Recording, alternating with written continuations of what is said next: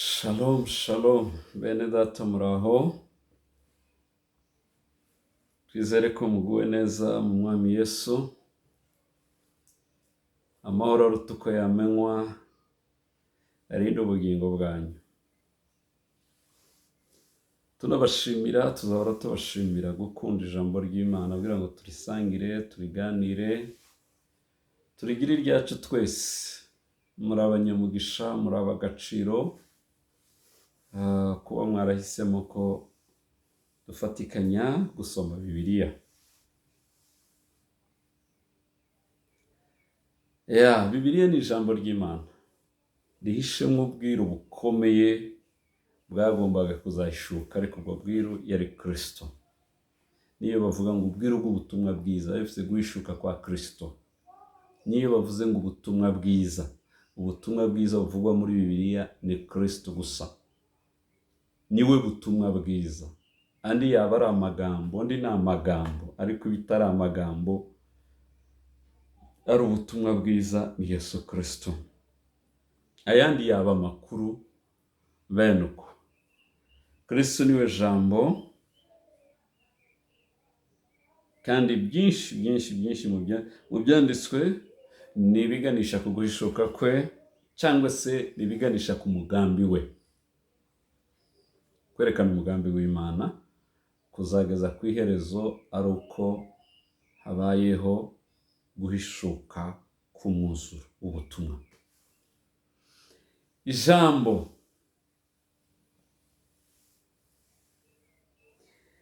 niryo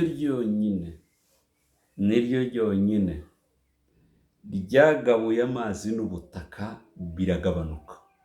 Amazi ajya ukwayo, ubutaka bujya ukwabwo, burakunda bubaho. Bikiremwa byose byari hamwe bifatanye, ariko ijambo rirabitandukanye. Imana ivuze ngo nihabeho ubutaka, bwahise bubaho. Ntukajye utangarira n'ijambo ry'Imana, ahubwo ujye uryizera gusa, ntukanarishidikanye. Iyo rivuze gusa, ijambo ni uburemyi, ijambo ni imbaraga, niko bimeze. Iryo jambo niyo ryakubeshejeho, ni naryo n'ubu rikurinze, ni naryo rikuraza, ni naryo rikuramutsa. Ngaho rikubeho kandi rikurememo amateka mu izina rya Yesu. Salomo arangije kubaka inzu y'Uwiteka mu gice cya 6, Abami ba mbere igice cya 7, Salomo yubakira inzu ye. Umva abagabo basogongeye ubumana, abagabo basogongeye ubumana. Ananirwa kwiyubakira we, atarabanza kubakira Imana ishobora byose. Ngo noneho naje kubakiye, Uwiteka azabimufashemo. Niko byari bimeze. Igice cya 7. Hanyuma Salomo amaze imyaka 13 yubaka inzu ye. Amaze imyaka 13. Imyaka 4 ariko yesitara ubwami, imyaka 7 ariko yubaka inzu y'Uwiteka. Ageze ku myaka 13, Salomo atangira kubaka inzu ye. Yubaka inzu yarayuzuza yose. Yubaka n'inzu y'ibiti. Yubaka n'inzu y'ibiti by'ikibira cy'i Lebanon. Uburebure bwayo bw'umurambararo bwari mikono 100, ubugari bwayo bwari mikono 50, kandi uburebure bwayo bw'igihagararo bwari mikono 30, kandi yari yubatswe ku nkingi z'imyerezi zishinzwe mu mirongo uko ari 4, zitambitseho ibiti by'imyerezi. Hejuru y'ibyo biti 45 byari hejuru y'inkingi uko ari 15 zo mu murongo umwe. Arandaho imbaho z'imyerezi. Yani bakunda inzu y'Uwiteka n'inzu y'umwami, bagomba kubakisha ibintu by'agaciro, ibiti by'imyerezi bifite agaciro, cyangwa se ibiti by'i Lebanon. Icyanyuma n'ibirangira byose, izo mbaho z'imyerezi n'ibindi basukeho inzahabu. Akora impusha 5 z'amadirisha akurikiranye, idirisha rihanganye n'irindi. Inzugi zose n'inkomanizo zari zikoze kimwe, uburebure bw'ubuhagararo bwazo byari bimwe. Idirisha ryose ryari rihanganye n'irindi uko impusha ari 3. Kandi bakisha ibaraza inkingi, uburebure bwayo bwari mikono 50 n'ubugari bwayo bwari mikono 30. Imbere yayo ahashira irindi baraza ry'inkingi n'ibiti bibajwe. Kandi akora ibaraza ry'intebe y'ubwami aho yaciraga imanza ryitwa ibaraza ry'imanza. Yomekaho imbaho z'imyerezi uhereye hasi ukageza mu gisenge.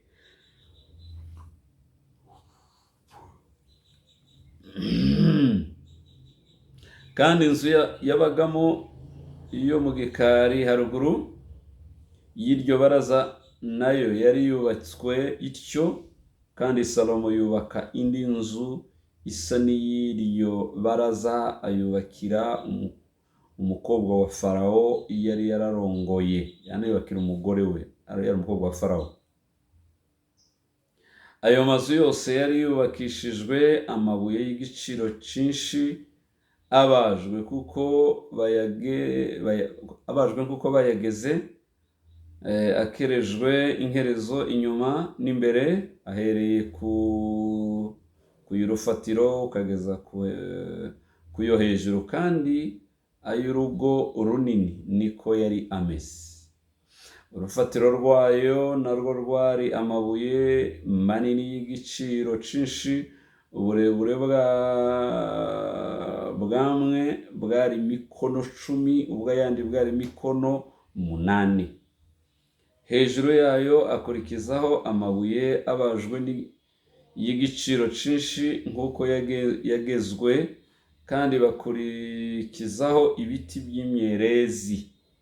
Urugo runini rwari rugoswe n'inkike z'amabuye abajwe, yubatswe impusha 3. Hejuru yayo hageretseho uruhusha rw'ibiti by'imyerezi, kuko bagenje urugo rw'ingombe rw'inzu y'Uwiteka, n'ibaraza ry'iyo nzu niko ryari ryubatswe. Salomo arimbisha inzu y'Uwiteka. Reka twumve. Bukeye Salomo atumira Huramu i Tiro. Huramu wo yari umwana w'umupfakazi wo mu muryango wa Nafutali, ariko se yari uw'i Tiro. Yari umucuzi w'imiringa w'umuhanga ujijutse, umunyabukorikori mu mirimo y'imiringa yose. Nuko yitaba umwami Salomo, amukorera imirimo yose yashakaga.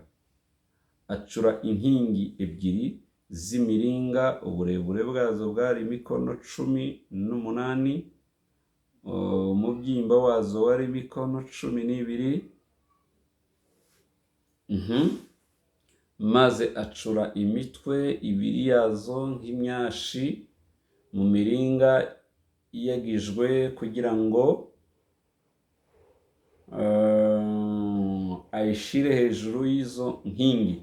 Uburebure bw'igihagararo bw'umutwe umwe bwari mikono 5, n'ubundi ari uko. Kuri iyo mitwe yo hejuru y'inkingi acurira utugozi tw'imiringa dusobekeranije nk'urushundura, kandi ategeshaho imikufi imeze nk'imishunzi ku mutwe umwe, ashiraho 7 no ku wundi 7. Kandi imitwe y'inkingi z'ibaraza ishushanywa n'uburabyo bw'umurengo uburebure bwayo bwari mikono 4. Hejuru y'izo nkingi zombi hari hiburungushuye, bashyiraho iyo mitwe icuriraho urushundura, bamanikaho imbuto z'amakomamanga mu mpusha ebyiri. Izo mbuto zari 200.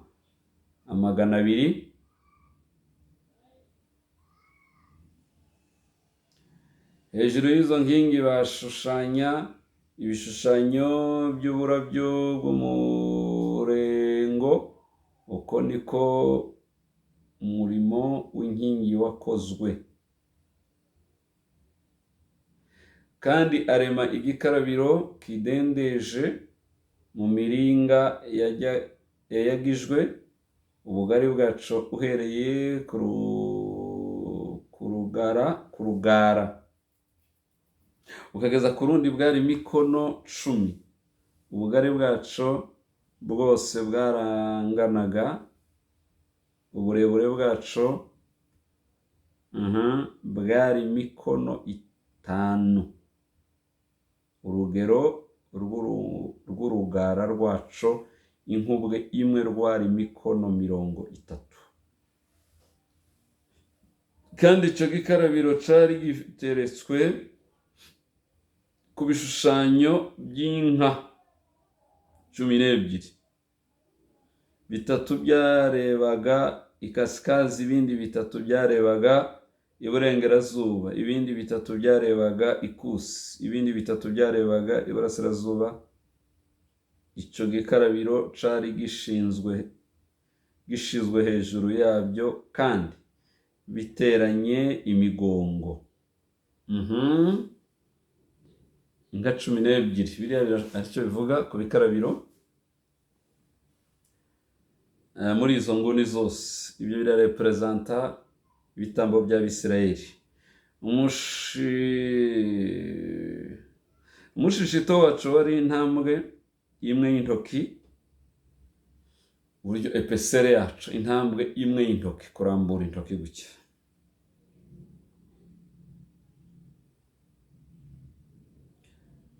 Kandi urugara rwayo rwacuzwe nk'urugara rw'urwabya cyangwa ururabyo rw'umurengo, cyajyagamo inshuro z'intango 2,000. Kandi acura ibitereko 10 mu miringa. Igitereko kimwe uburebure bwacu bw'umurambararo bwari mikono 4. Uko niko ibyo bitereko byari bicuzwe, byari bifite ibisate bisobetse mu nkingi zabyo. Kuri ibyo bisate byo hagati y'izo nkingi hashizwe ibishushanyo by'intare n'inka n'abakerubi. Hejuru y'izo nkingi hari hatewe imikindo, kandi munsi y'ibishushanyo by'intare n'inka hariho ibisate n'imishunzi itendera ariko bisobekeranije. Buri gitereko cyose cyari gifite inziga 4 z'imiringa kandi n'ibyuma by'imitambiko bibirindukwaho n'izo nziga nabyo byari imiringa. Ku matako yacu hariho ibifata bya byuma by'intambiko byari munsi y'igitereko cy'igikarabiro, kandi byari bifite ibisa n'imishunzi itendera. Izo nziga uko ari 4 zari munsi y'ibisate by'igitereko, kandi ibyuma bibirindukwaho n'izo nziga byari biciye mu gitereko. Uburebure bw'izo nziga bwari mukono 1 n'igice. Ishusho yazo yasaga n'iz'amagare y'intambara. Ku matako yose y'igitereko hariho ibifata bya byuma by'ibitambiko byose byari 4. Ibyo byuma byaremanywe n'igitereko. Kuri ibyo bisate bisohetse mu nkingi zo mu migongo yazo yari yarakebyeho ibishushanyo by'abakerubi n'intare n'imikindo akurikije uko hareshaga. Uko niko yakoze ibyo bitereko uko ari 10 byose byari biremwe kimwe, ari urugero rumwe n'ishusho imwe. Mu ruhande kandi arema ibikarabiro 10 mu miringa, kimwe cyayagamo inshuro z'intango 40.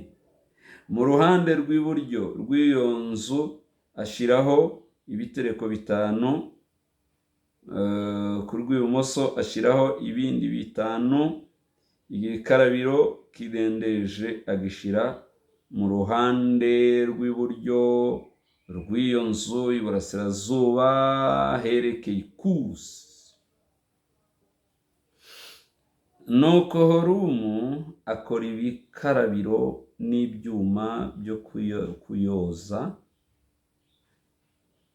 kuyoza ivu n'ibyungu. Uko niko Horumu yarangije umurimo w'inzu y'Uwiteka yakoreraga umwami Salomo. Byari ibi: inkingi zombi n'imitwe yombi y'uburungushuye yari hejuru y'inkingi, n'ibisa n'ibishundura byombi byo gutwikira ibihurungushuyeho ku mitwe yari hejuru y'inkingi.